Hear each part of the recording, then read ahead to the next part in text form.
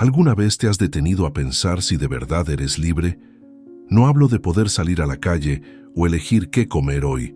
Hablo de algo más hondo, de esas cadenas que no ves, pero que sientes cuando te miras al espejo y no reconoces del todo quién eres. Friedrich Nietzsche, un filósofo que sacudió las ideas de su tiempo, decía que la mayoría vivimos esclavizados, pero disfrazamos esa esclavitud con palabras bonitas como deber, moral o normalidad.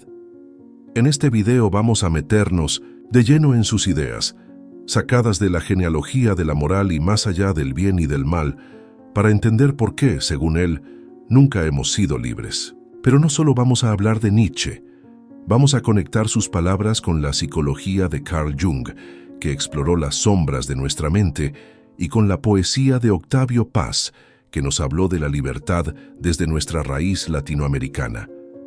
Antes de comenzar, me gustaría pedirte que des like y te suscribas al canal para que siempre estés al tanto de nuestros videos. Así ayudas mucho al canal. Vamos a continuar.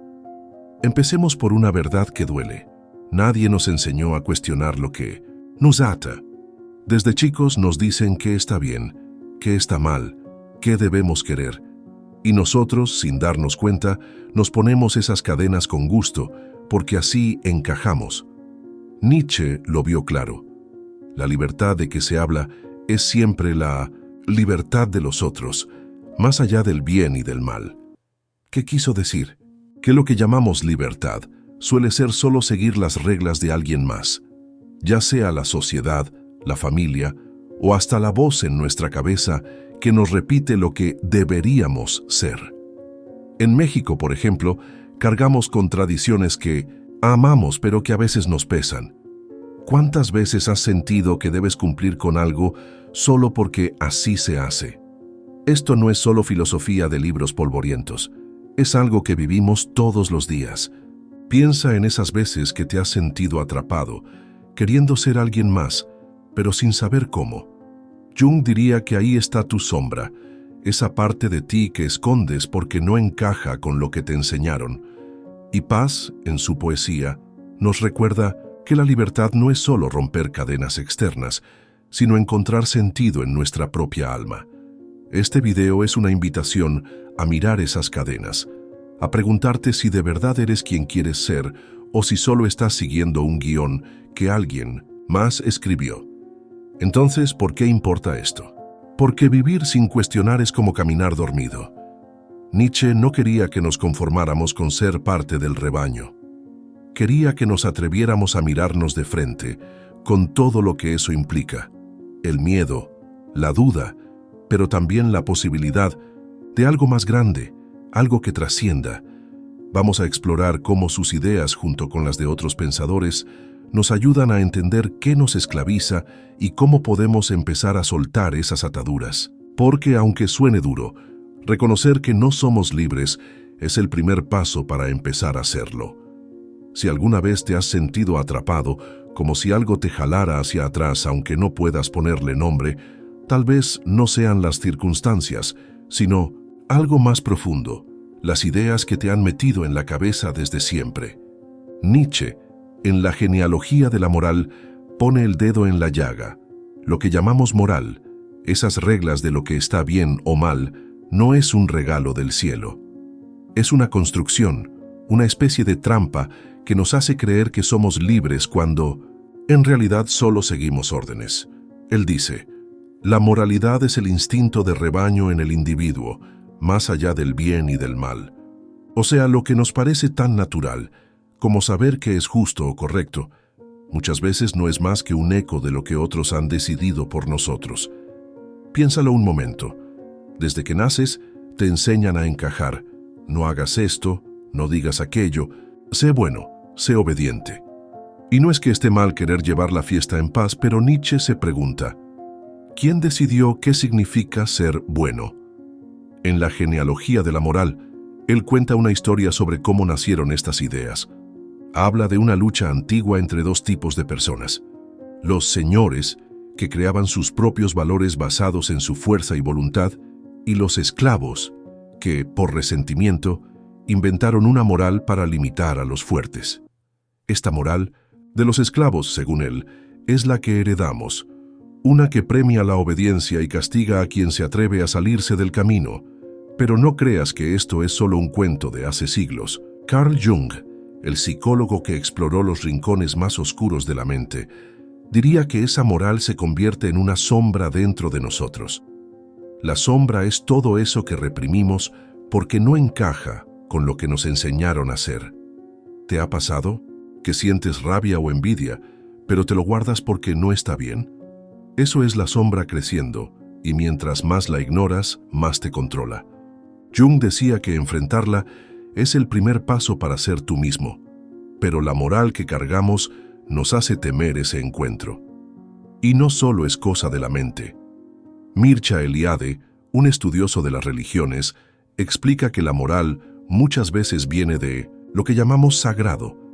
En las culturas antiguas, lo sagrado era un puente hacia algo más grande, pero con el tiempo se volvió una lista de reglas para mantener a todos en línea. Piensa en cómo, en tantas tradiciones, se nos dice que hay que sufrir en silencio o sacrificarnos por los demás. Nietzsche diría que eso no es sagrado, es una forma de mantenernos atados. El hombre que obedece no es libre, escribe en La genealogía de la moral, y tiene razón. Si solo sigues las reglas sin preguntar, ¿dónde queda tu voz? Esto nos lleva a un punto clave. La moral no es solo un conjunto de ideas, es una fuerza que se mete en cómo piensas, cómo sientes, cómo vives. Gilles Deleuze, un filósofo que estudió a Nietzsche, decía que la moral de rebaño nos hace temer nuestra propia potencia. Nos da miedo brillar, destacar, ser diferentes, porque nos han enseñado que lo normal es lo seguro. Pero, ¿y si lo normal es solo una jaula pintada de colores? Una jaula que te hace creer que estás volando cuando apenas puedes mover las alas. Imagina una jaula tan bonita que no te das cuenta de que estás dentro. Así es la moral para Nietzsche. Un lugar donde te sientes seguro, pero que te corta las impospunjalas. Y lo peor es que no es solo algo que te imponen de fuera. Con el tiempo tú mismo te conviertes en el guardia de tu propia prisión. ¿Cómo pasa esto? Porque la moral se mete en tu cabeza, en tus emociones, en la manera en que juzgas lo que haces y lo que hacen los demás. Nietzsche lo explica en Más allá del bien y del mal. El hombre se ha domesticado a sí mismo. Es como si hubiéramos aprendido a ponernos un bozal para no morder, aunque eso signifique no vivir de verdad. Pongamos un ejemplo que todos conocemos. ¿Cuántas veces has sentido que debes hacer algo, no porque quieras, sino porque es lo correcto?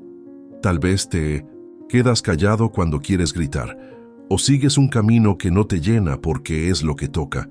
Eso es la moral de rebaño en acción. Nietzsche decía que este instinto de seguir al grupo nos hace olvidar quiénes somos, y Jung, desde la psicología, lo lleva más lejos.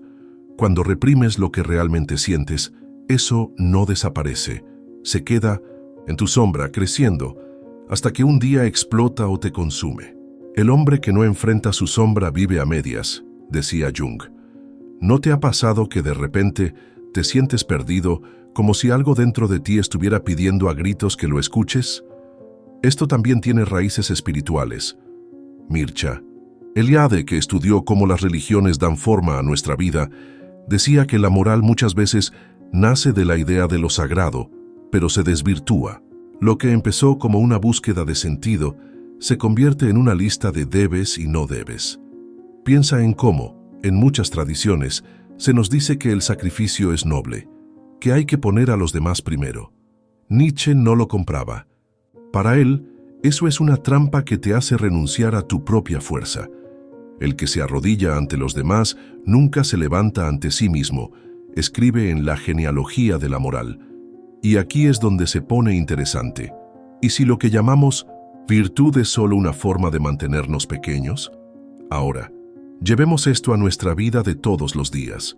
Vivimos en un mundo que nos bombardea con ideas de cómo deberíamos ser. Exitosos, amables, perfectos. Pero, ¿quién decide qué es el éxito? ¿Quién dice que siempre tienes que sonreír, aunque por dentro estés roto? Deleuze, al analizar a Nietzsche, decía que la moral nos roba la capacidad de crear nuestros propios valores. Nos hace creer que hay una sola manera de vivir bien, y si no encajas, algo está mal contigo. Pero, ¿y si el problema no eres tú, sino el molde en el Mimetsitsuno que te quieren meter? Esta pregunta nos lleva a un punto crucial. Si la moral es una jaula, ¿cómo hacemos para salir de ella? La respuesta no es sencilla, porque romper con la moral significa enfrentarte a ti mismo, a tus miedos, a todo lo que has aprendido a callar. Nietzsche no decía que la moral fuera mala en sí misma, sino que nos hace vivir como esclavos disfrazados, creyendo que somos libres. Y para empezar a soltar esas cadenas, primero hay que verlas, nombrarlas, entender cómo nos han moldeado. Ese es el camino que vamos a recorrer paso a paso, para descubrir qué significa ser libre de verdad. Libre de verdad. Cuando empiezas a ver las cadenas de la moral, te das cuenta de que no solo te atan desde fuera, sino que también las llevas dentro, como si hubieras aprendido a encerrarte solito. Nietzsche, en la genealogía de la moral, le pone nombre a esto. La moral de rebaño. Es esa voz que te dice que está bien seguir al montón, que no hagas olas, que te quedes en tu lugar. Pero ¿qué pasa cuando sigues ese camino sin preguntar? Según él, pierdes algo muy valioso, a ti mismo. El hombre que no quiere pertenecer al rebaño debe dejar de ser hombre, escribe. Es una frase dura, pero apunta a una verdad que todos sentimos en algún momento. Encajar a veces significa renunciar a lo que te hace único. Pongamos esto en una imagen. Imagina un rebaño de ovejas caminando juntas, todas en la misma dirección, sin dudar. Parece tranquilo, ¿verdad? Pero si una oveja decide ir por otro lado, el resto la mira raro, como si estuviera loca. Así funciona la moral de rebaño. Te da seguridad, pero a cambio te pide que dejes de pensar por ti mismo. Nietzsche decía que esta moral no es natural, sino algo que inventamos para controlar el caos de la vida. Y aunque suene lejano, esto no es solo filosofía. Está en las cosas más cotidianas, en cómo te vistes para no desentonar, en las opiniones que no dices para no pelear, en los sueños que guardas porque no son realistas. Para entender esto mejor, podemos mirar hacia atrás, a los mitos que han dado forma a nuestra manera de pensar. Piensa en Prometeo, el titán de la mitología griega que robó el fuego de los dioses para dárselo a los humanos. ¿Qué hizo Prometeo? Se salió del rebaño, desafió las reglas divinas y pagó un precio altísimo. Fue encadenado y condenado a sufrir. Pero ¿no es curioso que lo recordemos como un héroe? Prometeo nos habla de esa chispa dentro de nosotros que quiere romper con lo establecido, aunque duela. Nietzsche veía en figuras como esta un reflejo de lo que perdemos cuando nos conformamos con ser parte del montón. Y no solo los mitos griegos nos cuentan esta historia. En nuestra tradición hispanohablante tenemos a Sor Juana Inés de la Cruz, una mujer que en el siglo XVII se atrevió a cuestionar las reglas de su tiempo. En sus poemas, ella defendía su derecho a pensar, a aprender, a ser más que lo que la sociedad esperaba de una mujer. Hombres necios que acusáis a la mujer sin razón, escribe en uno de sus versos más famosos. Sor Juana, como Prometeo, pagó un precio por salirse del camino marcado, pero su voz sigue resonando. Ella nos recuerda que la moral de rebaño no es solo una idea abstracta, es algo que enfrentamos cada vez que decidimos si seguimos al grupo o escuchamos nuestra propia verdad. María Zambrano, una filósofa española, lleva esto aún más lejos. Ella hablaba de la alma como algo que se pierde cuando nos dejamos atrapar por las exigencias del mundo. El alma se ahoga en la uniformidad, decía. Para Zambrano, vivir de verdad significa rescatar esa alma, enfrentarte a la soledad de ser diferente. Y aquí es donde Nietzsche y Zambrano se encuentran. Los dos nos piden que dejemos de ser ovejas, que nos atrevamos a caminar solos, aunque el camino sea incierto. Porque si no lo hacemos, ¿qué nos queda? Una vida que no es nuestra, un eco de lo que otros quisieron que fuéramos. Entonces, ¿qué pasa cuando decides no ser parte del rebaño? No es tan fácil como suena.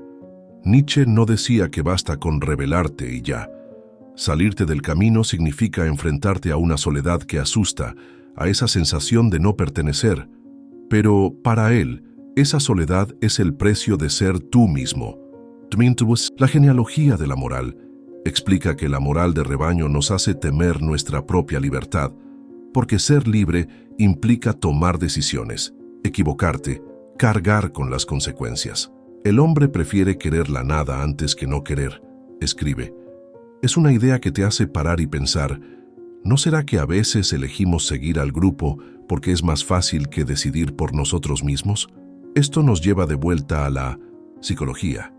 Carl Jung, que sabía un montón sobre lo que escondemos dentro, diría que la moral de rebaño no solo nos limita desde fuera, sino que también nos fragmenta por dentro. Cuando sigues las reglas del grupo sin cuestionar, estás empujando una parte de ti a la sombra. Es el lugar donde guardas lo que no quieres ver, tus deseos, tus miedos, tus impulsos.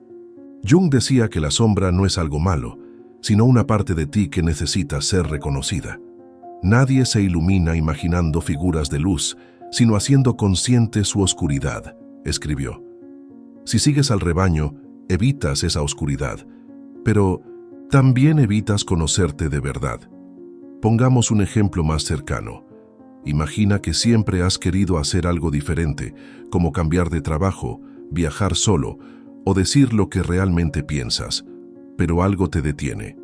No es solo el miedo a fallar, sino esa voz que dice, ¿qué van a pensar los demás? Esa voz es la moral de rebaño. Y mientras la escuches, estás dejando que otros definan quién eres. Sor Juana Inés de la Cruz lo sabía bien. Ella no solo cuestionó las reglas de su tiempo, sino que defendió su derecho a ser ella misma, aunque eso la llevó a enfrentarse a la Iglesia y a la sociedad. Su vida es un recordatorio de que salirse del rebaño no es gratis, pero es necesario para vivir con autenticidad. María Zambrano, por su parte, nos da otra pista. Ella decía que la verdadera libertad empieza cuando te encuentras con tu alma, y eso solo pasa en la soledad. El hombre que no se atreve a estar solo nunca será libre, escribió. Es como si Nietzsche, Jung y Zambrano estuvieran de acuerdo en algo. La moral de rebaño nos mantiene cómodos, pero nos roba la posibilidad de ser completos. Y aquí viene la parte difícil. Salir del rebaño no significa solo romper con los demás, sino romper con esa parte de ti que ha aprendido a obedecer sin preguntar. Ahora, llevemos esto a la vida real. Piensa en un momento en que sentiste que no encajabas, que querías hacer las cosas a tu manera, pero te dio miedo. Tal vez fue una decisión pequeña, como decir no a algo que todos esperaban que aceptaras, o algo grande, como cambiar el rumbo de tu vida. Ese miedo es la sombra de la moral de rebaño, y enfrentarlo es el primer paso para recuperar tu voz. Porque al final, la pregunta no es si encajas con los demás, sino si encajas contigo mismo. Y aquí viene una pregunta que no te va a dejar indiferente. ¿Qué has sacrificado para pertenecer? Piénsalo. Tal vez sea un sueño que dejaste ir, una verdad que no dijiste, o una parte de ti que escondiste para no incomodar. Nietzsche no quería que nos quedáramos en la comodidad del rebaño.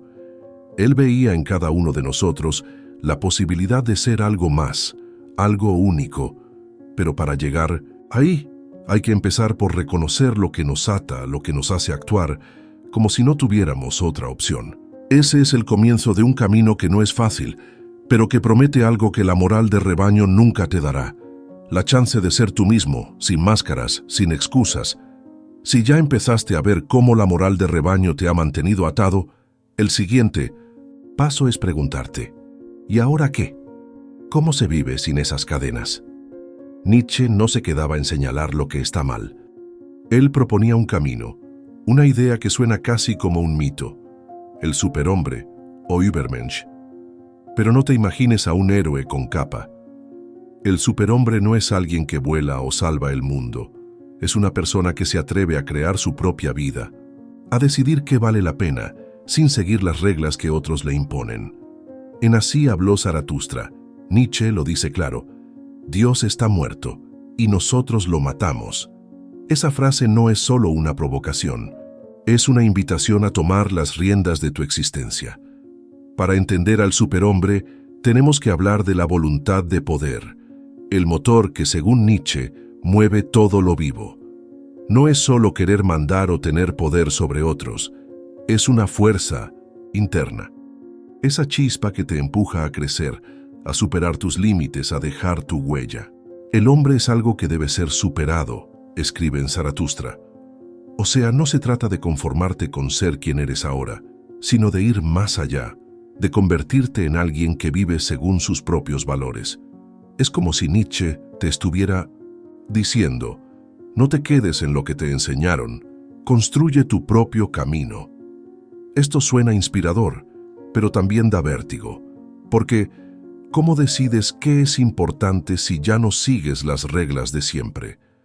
Aquí es donde entra una conexión con algo más grande, algo espiritual. Piensa en el budismo, donde la iluminación no es obedecer un dogma, sino despertar a tu verdadera naturaleza. Siddhartha, el Buda, no llegó a la iluminación siguiendo lo que otros le decían. Lo logró enfrentándose a sí mismo, dejando atrás las verdades heredadas. Nietzsche no era budista, pero su superhombre comparte esa idea. La libertad viene cuando te atreves a mirar dentro de ti y decides qué quieres ser. Y no solo en el budismo encontramos ecos de esto. En la literatura tenemos a personajes que encarnan esa lucha. Piensa en El lobo estepario de Hermann Hesse. Harry, el protagonista, está atrapado entre lo que la sociedad espera de él y lo que siente en su interior.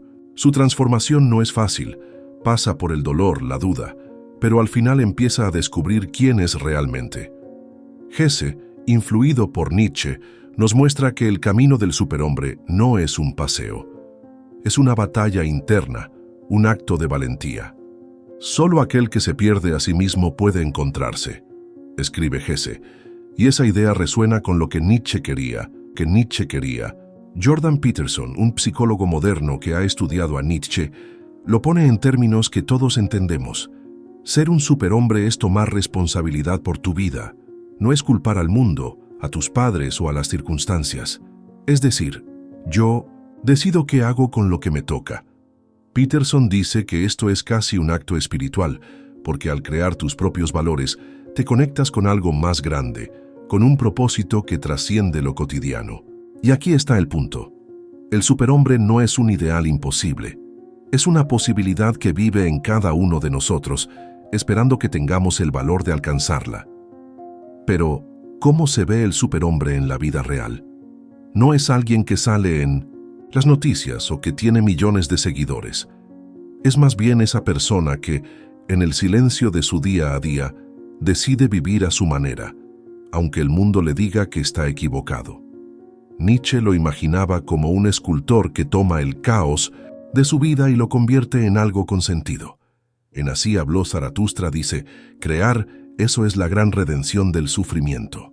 Para él, la voluntad de poder no es solo querer cosas, sino crearlas, darles forma, hacer que tu vida refleje quién eres de verdad. Es como tomar un bloque de mármol y tallar tu propia estatua, aunque te tiemblen las manos. Esto nos lleva a otra conexión ahora con la mitología. Piensa en Quetzalcóatl, la serpiente emplumada de las culturas mesoamericanas. En las historias, Quetzalcóatl no solo es un dios, es un símbolo de transformación, de alguien que une lo humano con lo divino. Su viaje, lleno de sacrificios y renacimientos, refleja lo que Nietzsche veía en el superhombre, alguien que no se queda en lo que es, sino que se atreve a ser más. No es casualidad que muchas tradiciones hablen de este tipo de figuras. Budismo tiene a Siddhartha, el cristianismo a Jesús que enfrenta la cruz para trascender. Nietzsche no creía en dioses, pero sí en la idea de que podemos tocar lo divino dentro de nosotros mismos. Hermann Hesse, en El lobo estepario, nos da un ejemplo más cercano. Harry, su personaje, no es un héroe épico, sino un hombre perdido, atrapado entre lo que el mundo espera y lo que siente. Su camino hacia el superhombre no es triunfal, está lleno de tropiezos, de momentos donde quiere rendirse. Pero cada paso, por pequeño que sea, lo acerca a ser él mismo.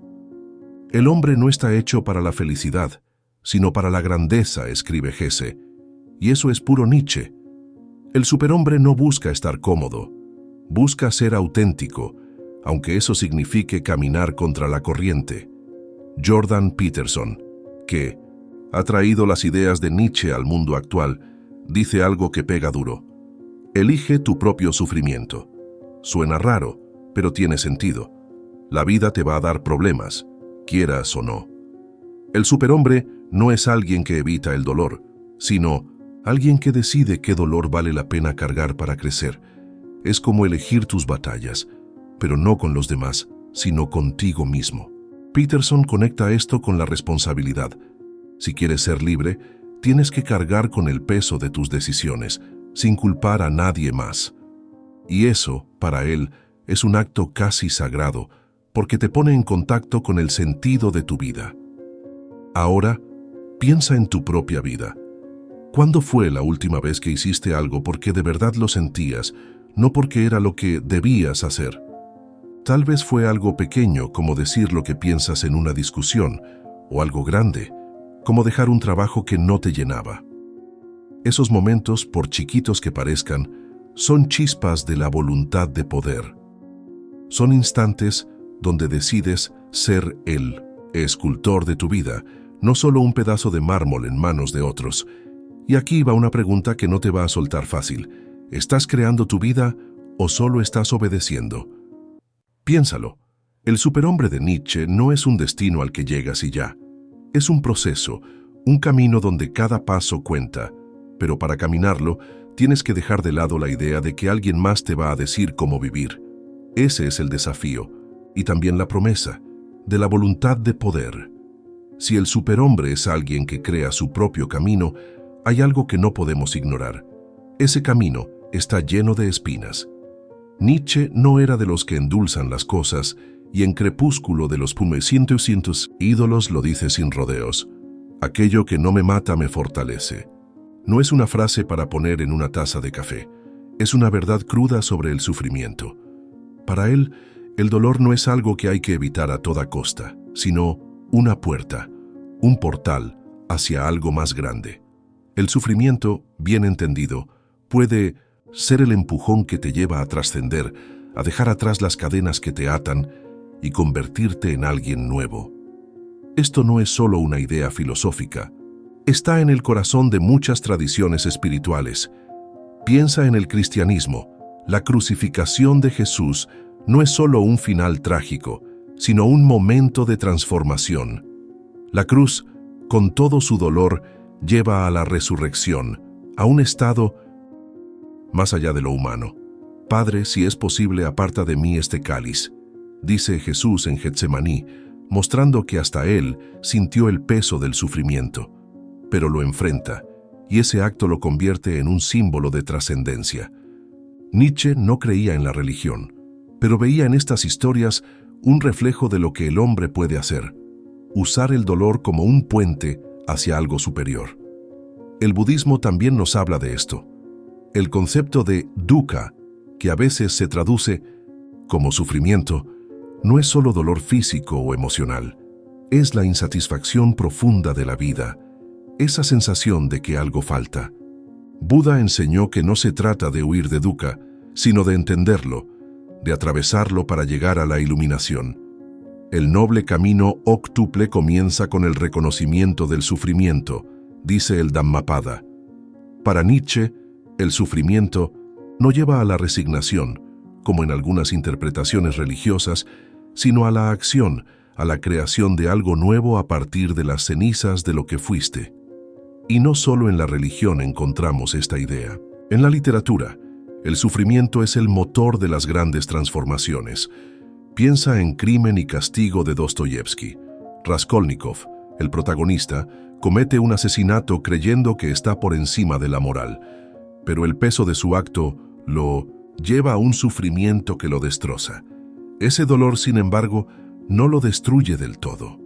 Lo obliga a enfrentarse a sí mismo, a sus errores, y a empezar un camino hacia la redención. Dostoyevsky, que conocía bien el sufrimiento, escribe: «El alma se purifica en la prueba». Es una idea que resuena con Nietzsche. El dolor no es el final, sino el comienzo de algo. Viktor Frankl, Un sobreviviente del Holocausto que escribió El hombre en busca de sentido lleva esta idea al mundo moderno. Frankl decía que el sufrimiento, cuando no puedes evitarlo, te da la oportunidad de encontrar un propósito. Si hay un sentido en la vida, también lo hay en el sufrimiento, escribe. Para él, el dolor no es un castigo, sino una pregunta. ¿Qué vas a hacer con esto? Nietzsche diría lo mismo, pero con su estilo. El sufrimiento es el fuego que forja al superhombre, el crisol donde se quema lo viejo para que nazca algo nuevo. Entonces, ¿cómo hacemos para que el sufrimiento no nos aplaste, sino que nos transforme? Nietzsche no nos da una receta, pero nos da una pista. Hay que abrazar el dolor no como algo que te castiga, sino como algo que te desafía. En Así habló Zaratustra, escribe, debes querer quemarte en tu propia llama. ¿Cómo podrías renacer sin antes haberte convertido en cenizas? Es una imagen poderosa. El sufrimiento es como un incendio que puede destruirte o purificarte, dependiendo de cómo lo enfrentes. Para Nietzsche, el superhombre no es alguien que nunca sufre, sino alguien que usa el dolor para crecer, para acercarse a lo que realmente es.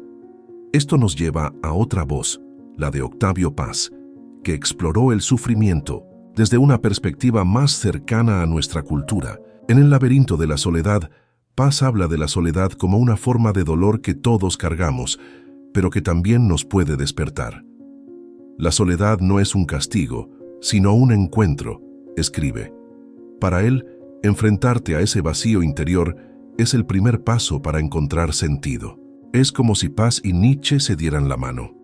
Los dos ven el sufrimiento no como un final, sino como un espejo que te obliga a verte de verdad, con todas tus grietas y posibilidades. Pongamos un ejemplo más cotidiano. Imagina que estás pasando por un momento difícil, una pérdida, un fracaso, una de esas noches en que no puedes dormir porque la cabeza no para. La tentación es huir, distraerte, hacer como que no pasa nada.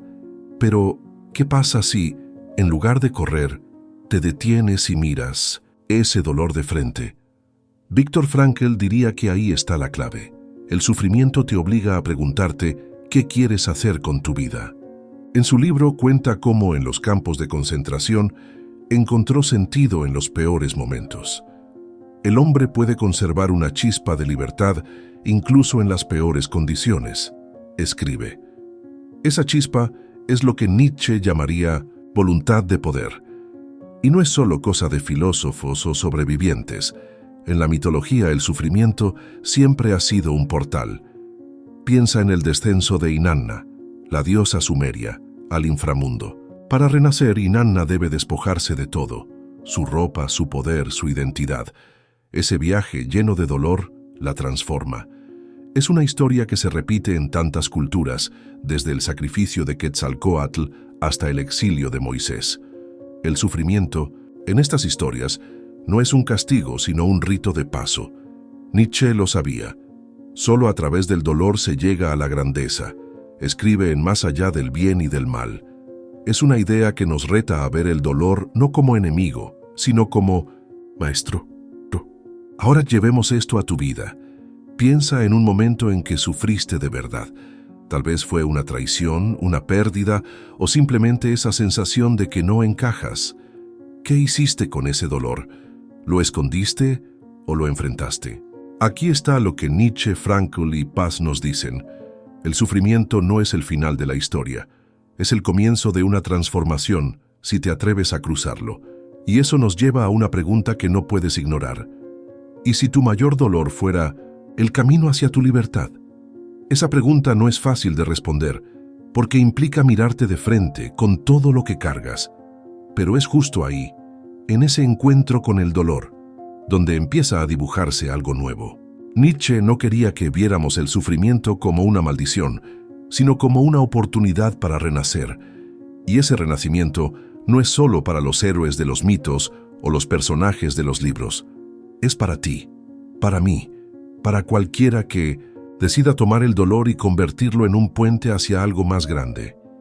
Llegamos a un punto donde las piezas empiezan a encajar. Hemos hablado de cómo la moral de rebaño nos ata, de la posibilidad de convertirnos en superhombres que crean su propio camino y de cómo el sufrimiento, lejos de ser una maldición, puede ser un portal hacia algo más grande. Pero, ¿cómo unimos todo esto? Nietzsche no nos dejó un manual, pero nos dio una brújula.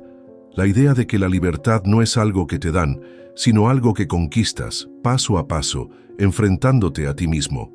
En Así habló Zaratustra. Lo dice con una frase que resuena como un desafío. Tórnate quien tú eres. No es una invitación a quedarte como estás, sino a descubrir quién puedes ser si dejas de obedecer ciegamente. Esta idea de libertad auténtica no es solo filosofía, es un proceso que toca lo psicológico y lo espiritual. Carl Jung, que exploró los laberintos de la mente, hablaba de la individuación, ese camino donde integras todas las partes de ti, incluso las que te dan miedo. Para Jung, no se trata de ser perfecto, sino de ser completo. El hombre que no abraza su sombra nunca será libre, escribió. Y aquí es donde Nietzsche y Jung se encuentran. Los dos nos piden que dejemos de huir de nosotros mismos, que enfrentemos las cadenas que cargamos, ya sean las reglas del mundo o las voces internas que nos dicen que no somos suficiente.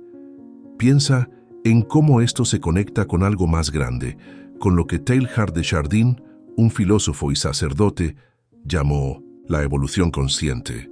Para él, la humanidad está en un viaje hacia algo superior, pero ese viaje no es automático. Requiere que cada uno de nosotros despierte, que tomemos responsabilidad por nuestro crecimiento. El hombre no está terminado, está en construcción, escribió. Es como si Nietzsche, Jung y Chardin estuvieran señalando el mismo horizonte. Una libertad que no viene de fuera, sino de dentro, de un trabajo constante para ser más auténticos, más nosotros mismos. Y esto nos lleva a un ejemplo que todos podemos sentir. Piensa en el mito de Quetzalcóatl, la serpiente emplumada. En las historias, Quetzalcóatl no es solo un dios, es un símbolo de alguien que se transforma, que deja atrás una versión de sí mismo para convertirse en algo nuevo. Ese proceso no es fácil, implica sacrificio, dolor, pero también una promesa, la posibilidad de tocar lo divino que llevas dentro. Nietzsche no hablaba de dioses, pero su superhombre es como un Quetzalcóatl moderno, alguien que se atreve a renacer, aunque tenga que pasar por el fuego. Entonces, ¿qué significa esto para nosotros? Significa que la libertad auténtica no es un destino al que llegas y ya. Es un camino que recorres todos los días. Es elegir enfrentarte a la moral de rebaño, aunque te deje solo.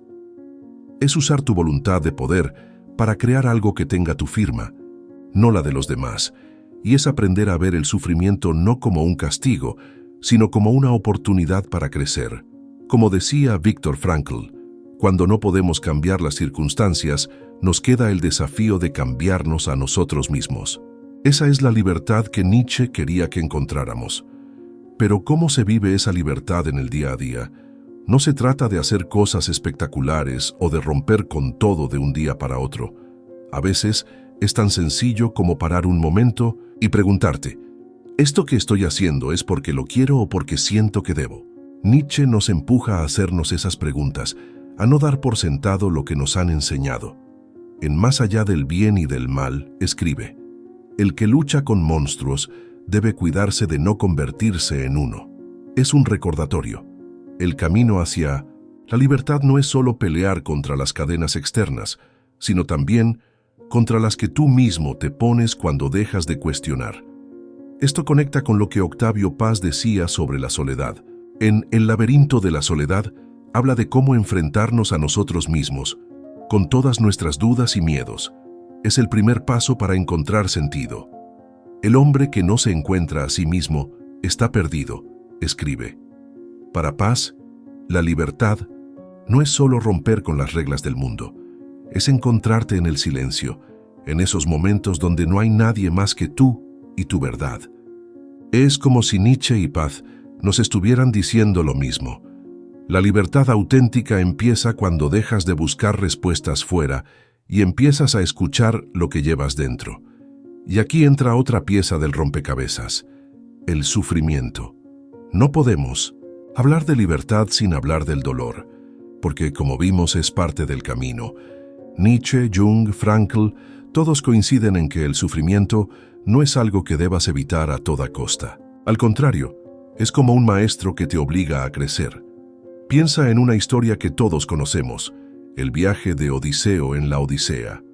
Odiseo enfrenta tormentas, monstruos, pérdidas, pero cada prueba lo hace más sabio, más humano.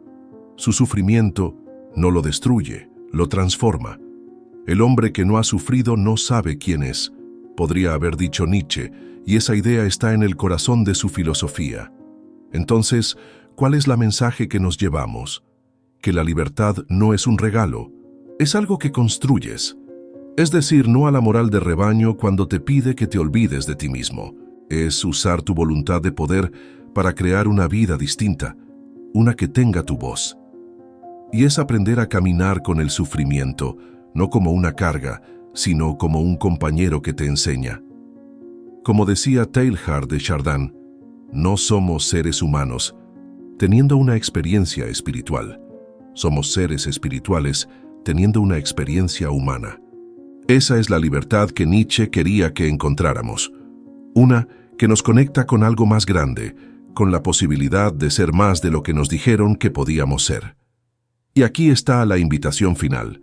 Mira tu vida con honestidad. ¿Dónde? ¿Estás siguiendo al rebaño? ¿Dónde estás dejando que el miedo decida por ti? ¿Dónde está el dolor que no has querido enfrentar? Esas preguntas no son fáciles, pero son el comienzo de algo nuevo. Nietzsche en Zaratustra nos deja con esa chispa. Tórnate quien tú eres. Es un llamado a no conformarte, a no quedarte en la comodidad de lo conocido. Es un desafío a construir tu propia libertad, paso a paso, con valor y con verdad. Porque, al final, la libertad auténtica no es solo romper cadenas. Es descubrir quién eres cuando ya no tienes que obedecer. Es encontrar ese lugar dentro de ti donde no hay reglas, solo posibilidades. Y ese lugar, aunque cueste encontrarlo, es donde empieza todo. Y aquí estamos, al final de este viaje, pero en realidad es solo el comienzo de algo mucho más grande. Todo lo que hemos recorrido, la moral de rebaño que nos encadena, el superhombre que nos invita a crear nuestro propio camino, el sufrimiento que nos transforma, no es para quedarnos sentados pensando, sino para movernos, para mirarnos de frente con una valentía que a veces no sabemos que tenemos. Imagina tu alma como un río que corre buscando el mar. A veces se topa con rocas, a veces se desvía en curvas inesperadas, pero siempre encuentra la manera de seguir adelante. Ese río eres tú, y la libertad que Nietzsche soñaba no es un lugar al que llegas, sino el acto de dejar que ese río fluya sin miedo a dónde te lleve. Piensa en lo que hemos hablado. La moral de rebaño, esa voz que te dice que sigas al grupo, que no hagas olas, no es solo una regla externa, es algo que se mete en tu cabeza, en tu forma de ver el mundo.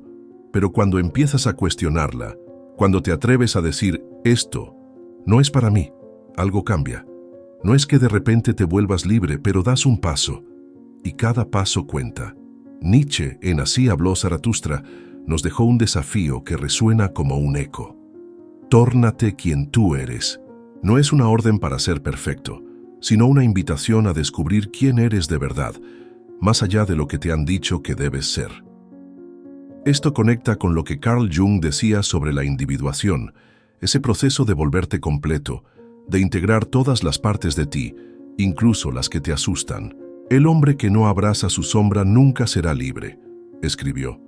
Y tiene razón, la libertad no es solo romper con las cadenas del mundo, es romper con las cadenas que tú mismo te has puesto, esas ideas que te hacen creer que no puedes ser más. Octavio Paz, desde nuestra tradición, lo pone en palabras que tocan el alma. La libertad es un riesgo, pero sin ella no hay vida. Es como si Nietzsche, Jung y Paz estuvieran señalando el mismo camino. Uno que pasa por el valor de ser tú mismo. Y no podemos olvidar el sufrimiento. Ese dolor que todos conocemos, que a veces llega sin avisar, no es solo un obstáculo. Como vimos, Nietzsche lo veía como un portal, una oportunidad para crecer. Aquello que no me mata me fortalece, escribió en Crepúsculo de los ídolos. Pero no es solo una frase bonita, es una verdad que se vive en la piel. Piensa en un momento en que sufriste de verdad, una pérdida, un fracaso, una de esas noches en que la cabeza no para. ¿Qué hiciste con ese dolor? Tal vez lo escondiste, tal vez lo enfrentaste. Lo que Nietzsche nos dice es que ese dolor no es el final. Es una puerta que, si te atreves a cruzarla, te lleva a un lugar nuevo. Entonces, ¿qué significa todo esto para ti? Significa que la libertad no es algo que alguien te regala. Es algo que construyes día a día, con cada decisión, con cada momento en que eliges escucharte. Es un camino que no termina, pero que se vuelve más claro mientras lo recorres. Y ese camino empieza con una pregunta, una que no puedes ignorar. Si pararas de huir de ti mismo, ¿qué encontrarías? Gracias por acompañarnos hasta aquí.